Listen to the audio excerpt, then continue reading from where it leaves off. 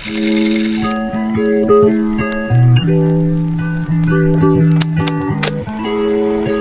di sini saya akan menjelaskan tentang bagaimana posisi presiden pada saat ini. Dalam pasal 4 ayat 1 Undang-Undang 1945 tertulis bahwa Presiden Republik Indonesia memegang kekuasaan pemerintahan menurut Undang-Undang Dasar. Dan lanjut lagi, dalam pasal 4 ayat 2 Undang-Undang 1945 dijelaskan bahwa dalam melakukan kewajibannya, Presiden dibantu oleh satu orang wakil presiden. Dari pasal-pasal di atas, bisa disimpulkan bahwa Presiden di Indonesia berstatus pemeran tunggal lembaga eksekutif, menjalankan kekuasaan pemerintahan sesuai undang-undang yang berlaku, dan bisa pula dipahami bahwa Indonesia saat ini menerapkan sistem pemerintahan presidensial.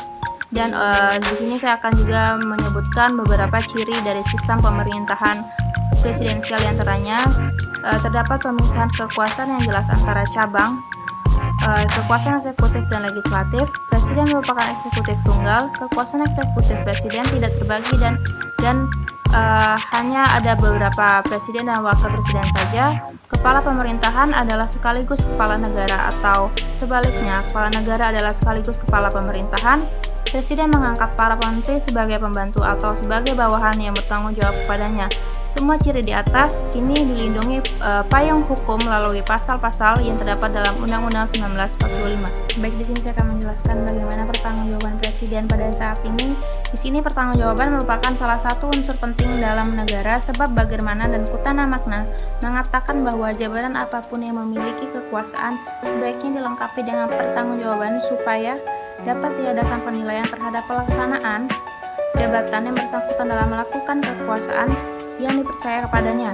Dengan demikian, presiden yang dipilih langsung oleh rakyat, pasal 6 ayat 2 Undang-Undang 1945, menerima kekuasaan dari rakyat dan secara inklusif bersedia melaksanakan tanggung jawab kepada rakyat. Pertanggungjawaban lembaga-lembaga negara menurut Juniarto ada dua macam, yaitu pertanggungjawaban formal dan pertanggungjawaban non-formal atau pertanggungjawaban moral. Pertanggungjawaban formal terdiri dari pertanggungjawaban ketatanegaraan administrasi dan hukum administrasi, kepidanaan, dan keperdataan.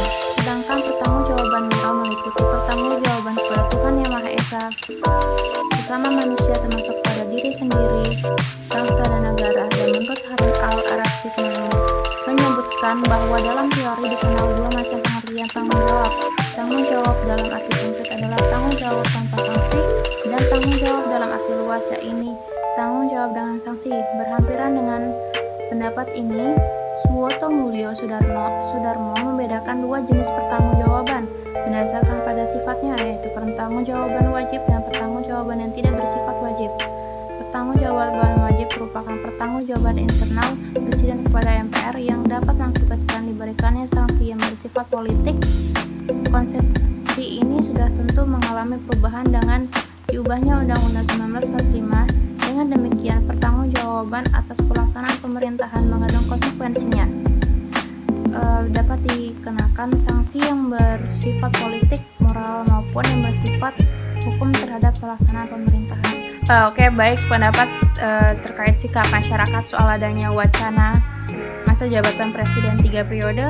Mayoritas masyarakat menolak dan tetap menginginkan masa jabatan presiden sesuai Undang-Undang 1945, yaitu 2 periode. Munculnya isu presiden 3 periode sebab ada pihak yang menginginkan presiden untuk kembali kepada Pilpres 2024 dilakukan dengan pertanyaan, apakah ketentuan yang ada dalam Undang-Undang 1945 terkait masa jabatan presiden perlu diubah? Ternyata 74% responden menyatakan harus dipertahankan, dalam artian tetap 2 periode saja, sedangkan 13% menyatakan perlu diubah. 74% mengatakan harus dipertahankan. Artinya ya udah itu saja. Dan hanya memang 2 kali aja, dan masing-masing selama 5 tahun harus dipertahankan. Yang menyatakan diubah 13% dan tidak tahu 13%. Dari 13% yang menyatakan perlu diubah, ada berbagai jawaban terkait bagaimana perubahan yang diinginkan.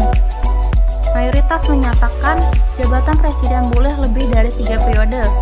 Dengan masing-masing periode dalam 5 tahun, 13% itu ditanya harus diubah. Kalau diubah, menurut Anda sebaiknya jabatan presiden ini seperti apa dan berapa lama?